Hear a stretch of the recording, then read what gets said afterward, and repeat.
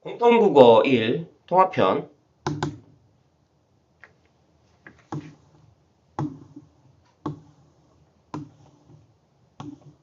산문문학 소설 여기 봅시다. 36쪽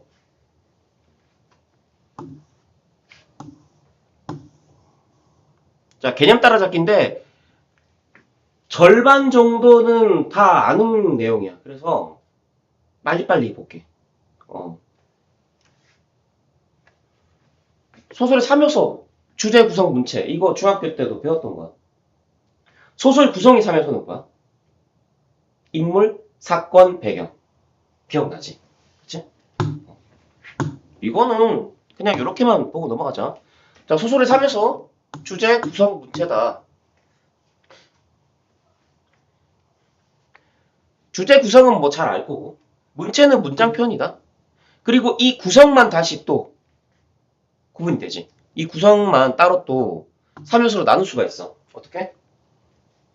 인물, 사건, 배경. 요렇게, 그치? 이렇다라는 거. 잘 알 거고. 넘어갈게. 끝. 뭐 굳이 뭐 자세히 설명할 건 없다. 자, 두 번째 인물. 직접 제시랑 간접 제시 있는데 되게 중요한 내용이야. 그치? 되게 중요한 내용이야.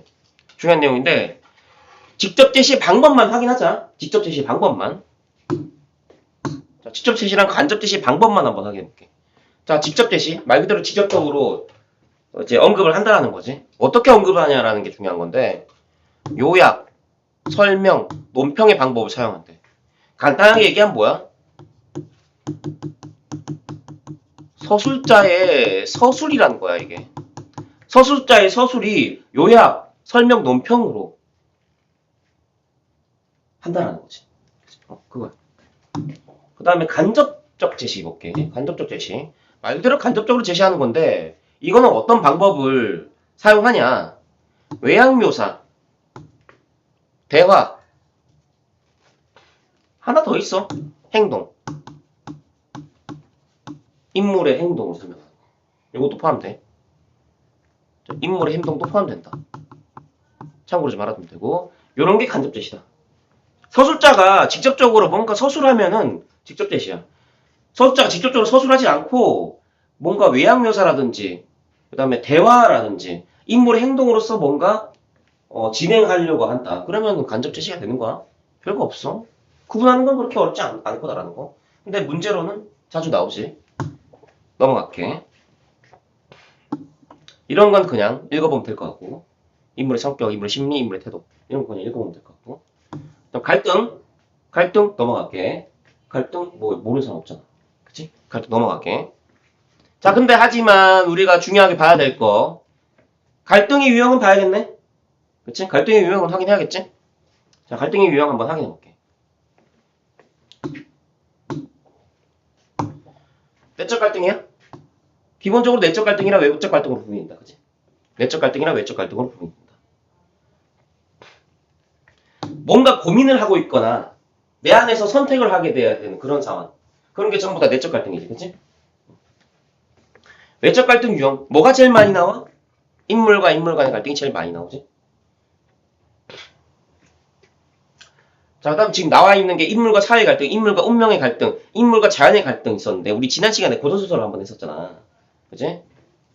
인물과 사회의 갈등을 다룬 작품이 있었어. 혹시 기억나?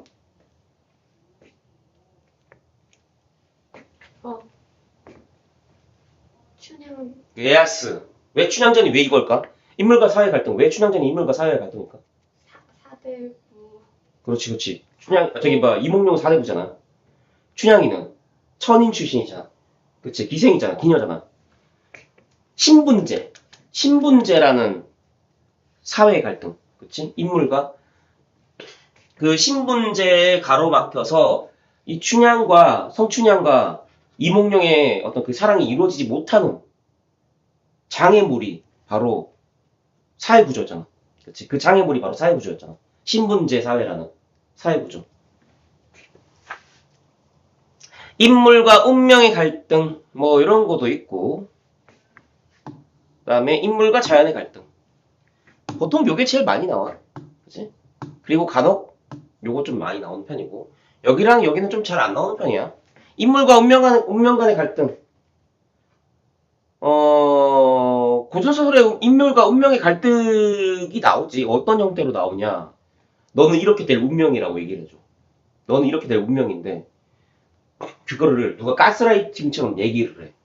가스라이팅처럼 얘기를 하거나, 어느 날 누가 나와가지고, 너 이렇게 될 팔자다. 너 이렇게 살아야 된다. 뭐 이런 식으로 얘기를 하는 거지. 근데 그 주인공이 그걸 거부하려고 노력하는 거지. 그런 내용들. 인물과 자연의 갈등. 잘 안 나와. 아무튼 여기 외적 갈등은 요거 두 개 중심으로 좀 많이 나오는 편이다. 참고로 좀 알아두면 되고. 자, 넘어갈게. 구성 넘어갑니다. 구성 다 알잖아. 발단, 전개, 위기, 절정, 결말. 그치? 갈등이 최고조에 이르는 게 어디야? 결정. 그치? 절정이었다. 소재 볼게, 그 다음에. 소재는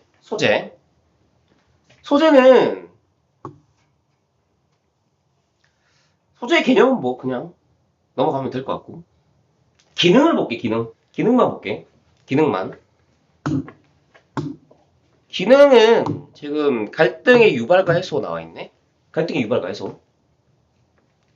특정 소재가 갈등의 유발을 일으키기도 하고 해소하는 역할을 하기도 한대. 그 다음에 인물의 심리 및 상황을 제시하는 역할도 한다. 주제를 형성하는 역할도 한다. 사건의 암시 및 연결고리의 역할도 한다. 자, 이런 역할을 한다라는 거 정도로만 알아두고, 이거는 문제를 풀면서 우리가 접근을 해줘야 돼. 그게 더 효율적이야. 이거 뭐 이거 개념 안다고 해서 내가 문제를 잘 해결할 수 있는 건 아니야. 그래서 문제를 통해서 접근하는 게 더 많은 것 같아. 그냥 이 정도만 보면 될 것 같아. 아, 이런 기능이 있다! 라는 거 정도만 이해해. 자, 그 다음 넘어갈게. 배경. 개념은 뭐 잘 알 거고. 기능만 볼게, 기능. 기능 한번 봅시다. 기능. 작품 전체의 분위기를 조성한다. 작품의 주제를 부각한다. 사실감을 부여한다. 현장감을 느끼게 한다. 인물의 성격을 구체화한다. 인물의 심리와 태도를 암시한다. 이런 역할을 한대. 그치? 이런 말들이 뭘로 등장하겠어? 답에 배치가 되겠지. 그치? 요게 답이 이렇게 답으로 배치가 된다라는 거. 요런 말들이 답으로 배치가 될 거다. 답으로 배치가 될 거다라는 거. 오케이. 자, 다음. 배경의 종류. 요거는 우리가 알고 있어야겠지, 당연히. 자, 우리가 배경 많이 얘기할 때 언급되는 게 뭐야? 시간적 배경이랑 공간적 배경. 그치. 하지만 우리가 문제를 해결해야 될 때는 뭐를 제일 중요하게 봐야 돼? 이거. 시대적 배경. 요거 아는 게 정말 중요하지. 이게 사실 주제랑 제일 많이 직결이 돼. 그치? 이게 주제랑 제일 직결이 돼. 그 시대가 어떤 시대인지를 알면은 어떤 주제일지를 우리가 좀 짐작해볼 수가 있어. 그치? 그래서 쌤이 항상 뭐 하라 그랬어? 작품의 보기를 읽어보라 그랬잖아. 그치? 그다음 심리적 배경 나와 있는데 심리적 배경은 뭐 잘 언급이 안 돼. 그냥 심리적 배경이 있다라는 거 정도로만 알아두면 될 것 같고. 자, 다음. 자, 서술자와 시점. 잘 아는 거야. 서술자. 소설에서는 서술자. 시에서는 화자. 그지? 자, 시점 유형. 이것도 정말 잘 알고 있는 내용들이다라는 거. 일단 1인칭부터 볼게. 일단은 우리가 시점을 우리가 분류를 할 때는 제일 먼저 해야 될 일이 뭐야? 1인칭인지 3인칭인지를 확인하는 게 중요하지. 그치? 그게 먼저 일단은. 1인칭인지 3인칭인지를 먼저 확인을 하고, 자, 1인칭이면 우리가 주인공이냐 관찰자냐 이런 걸 보는 건데,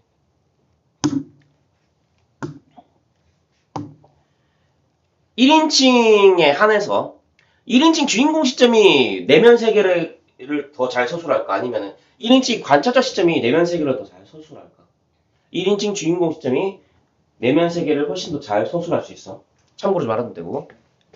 자, 한계점 봅시다. 한계점. 1인칭 주인공 시점, 한계점. 인물의 극적 행동을 표현하는데 한계가 있다. 자, 다음에 2인칭 관찰자 시점. 한계점. 서술자의 눈에 보이는 세계관만 다룰 수 있다. 서술자의 눈에 보이는 세계만 다룰 수 있다.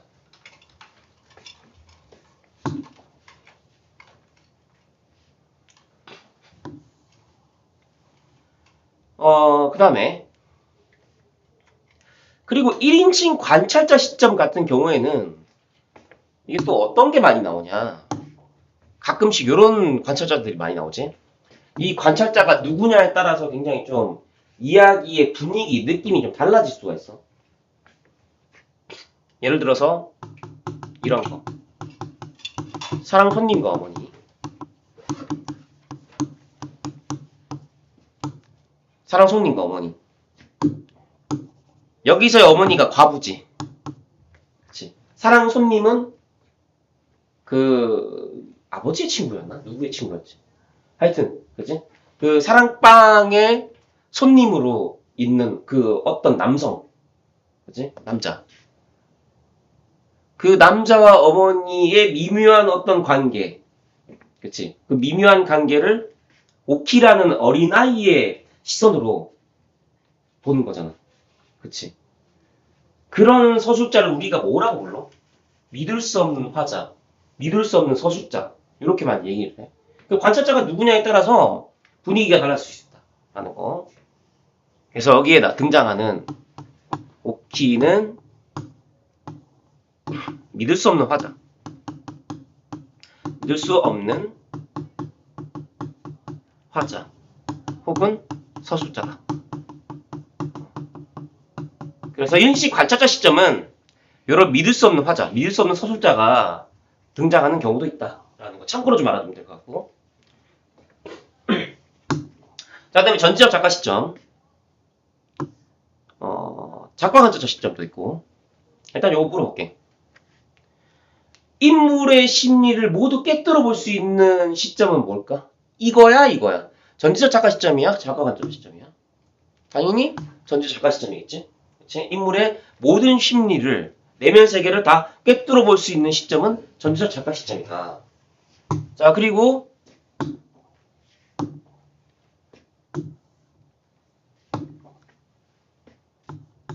전지적 작가 시점. 어떤 소설에서 제일 많이 활용돼? 고전소설. 그치? 특히 고전소설은 대부분 전지적 작가 시점이다. 그치? 특히 많다. 자, 작가 관찰자 시점. 작가 관찰자 시점. 요것도 3인칭이지? 그치? 따지면 얘도 3인칭. 그 다음에 얘도 3인칭.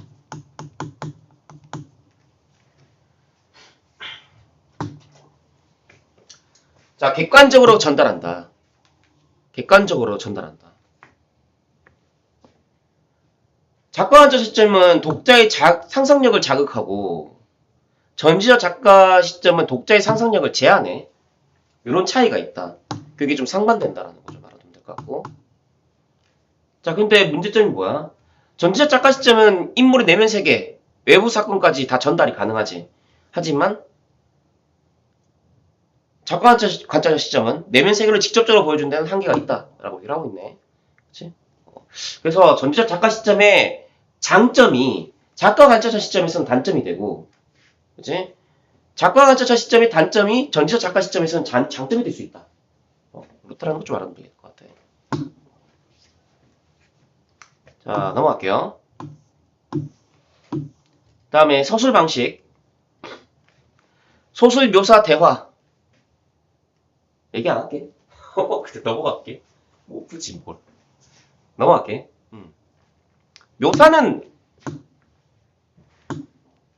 뭐야? 요게 중요하지? 그림을 그리듯이. 그치? 그림을 그리듯이. 요게 묘사다. 뭐 서술 대화 잘 알 거고.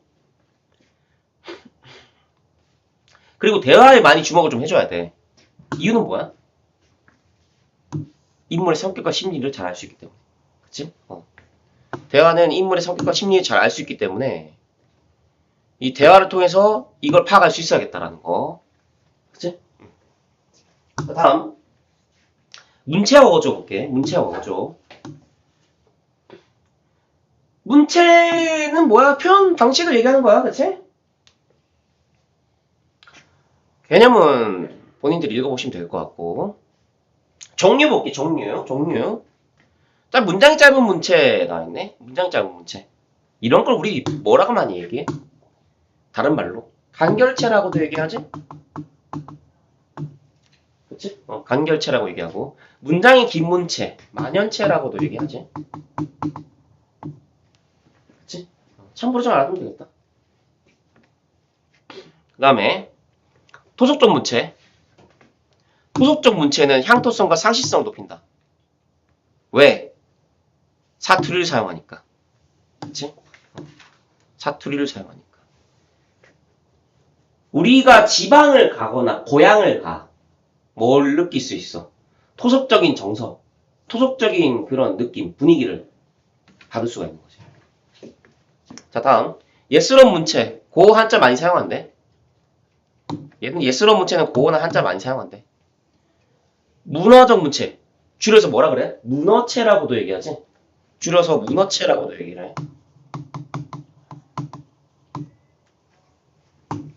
글을 보는 듯한 느낌을 줘. 문어체는, 그지? 자, 반대로 구어체는 대화하는 듯한 느낌을 줘. 그치? 구어적 문체. 줄여서 구어체라고 얘기해.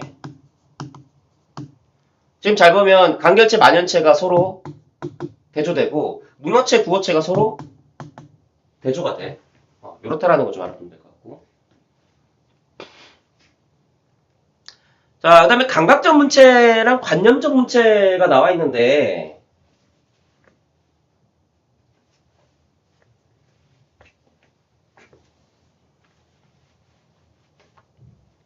감각적 문체는 지금 생동감 있게 전달한다라고 했는데 아니 뭐 생동감 있게 전달하는 건 솔직히 뭐 다른 문체에서도 느껴질 수 있는 거 아닐까? 자, 그러면은 감각적 문체로 어떻게 구분하냐? 이게 중요한 거 아니겠니? 그치? 이게 중요한 거 아니야? 여기에는 비유적 표현이 많이 나오거나 상징적인 표현들 이런 것들이 많이 나온다는 거야. 이 말인즉슨 그렇다라는 거야. 오케이? 그렇다라는 거. 자, 다음. 관념적 문체가 나왔네. 관념적 문체. 그치? 인물의 심리는 사건의 상황을 분석적으로 드러낸다라고 했는데, 이 분석이 무슨 뭐 과학적 분석 이런 걸 생각하면 안 돼. 오케이? 과학적 분석 그런 건 아니야.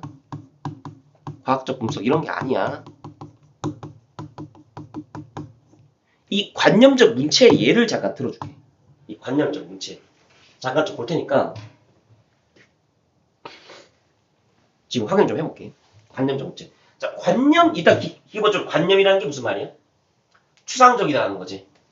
그치? 관념적이다라는 거는 추상적이다라는 거기도 해. 행복, 사랑, 평화, 눈에 보이는 거야? 아니지. 사물로서 눈에 보이는 게 아니지. 추상적인 거야. 이 관념적인 문체라는 건 추상적이다라는 거기도 해. 그럼 이거 예를 한번 보여줄게. 자.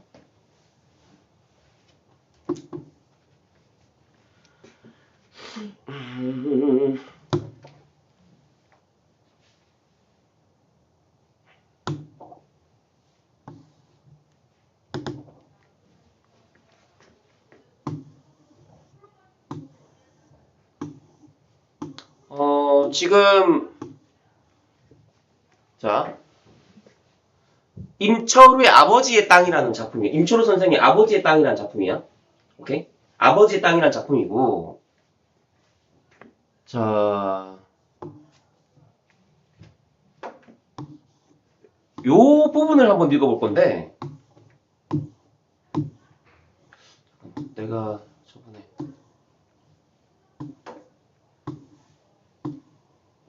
뭐 요런 부분 한번 볼게. 예를 들어서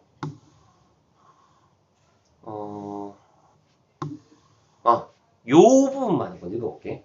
이게 작품이 그 어떤 작품이냐면 그 이제 아버지가 그 6.25 전쟁 이제 전사자로 돌아가셨는데 그 유해 발굴 과정에서 이제 아버지와 어머니에 대한 어떤 그런 어떤 생각들을 관념적으로 풀어놨어.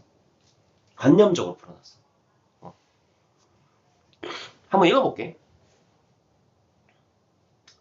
살을 녹이고 뼈까지도 녹슬게 만든 그 오랜 시간과 땅 밑의 어둠을 끝끝내 견뎌내고 그렇듯 시퍼렇게 되살아오는 그것의 놀라운 끈질김과 냉혹성이 언뜻 소름 끼치도록 무서움증을 느끼겠다. 근데 이 작품, 이 말 자체가 그렇게 분석적이다라는 생각은 안 들잖아. 그지? 그러니까 분석적이다라는 말의 느낌을 무슨 과학적 사고방식을 통해서 뭔가 일목요연하게 정리한다든가 그런 느낌이 아니야. 그런 느낌을 생각하면 안 돼. 그러니까 내면 세계를 자기만의 독백으로 어떻게 하는 거야? 생각을 해본다라는 거야. 생각을 해본다라는 거야. 그래서 분석적이다라는 거야. 어때? 끈질김, 냉혹성 이런 말들 뭐야? 추상어잖아. 관념어잖아. 그치?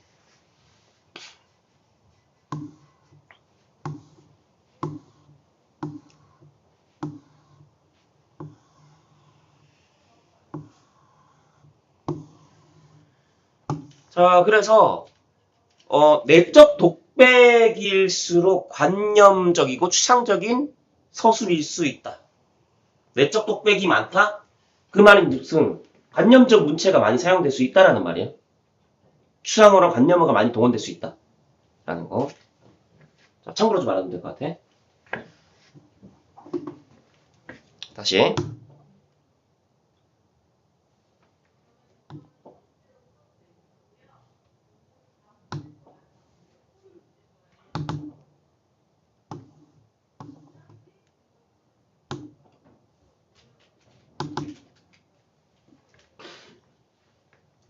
자, 내려가서.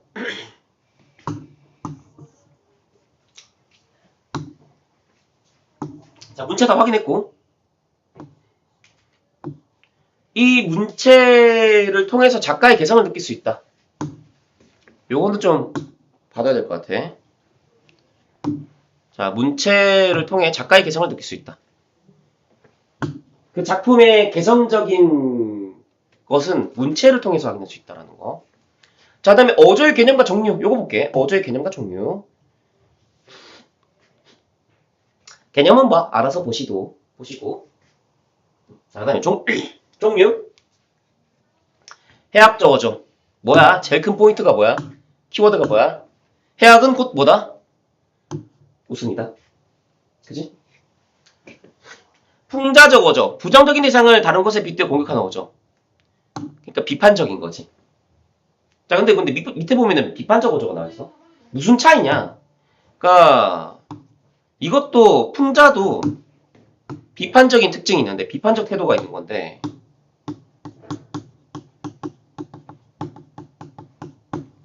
비판적 태도가 있는 건데 이거랑 무슨 차이냐? 비판적 어조랑. 풍자적인 거는 부정적인 대상을 다른 것에 빗대었다라고 하고 있지. 그치? 그래서 이 풍자적 어조는 특히 고전시가 고전소설에서 많이 확인이 되는 어조였잖아. 그치? 우리가 사설시조 본 적 있어. 한번 두터비 파리를 물고. 그치? 거기에서의 두터비가 누구였어? 두꺼비가 탐강오리지? 탐강오리를 풍자한 작품이야. 그거를 두꺼비에 빗대서 표현한 거지. 그치? 그런 거. 비판적 어조는 잘잘못을 따지는 어조다. 그치? 그렇다는 거.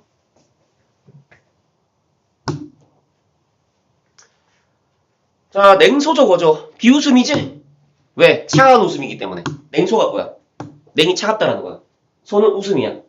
그치? 냉소. 쌀쌀맞은 태도로 업신여기는 비웃는 어조. 비웃는 거. 냉소는 비웃는 거.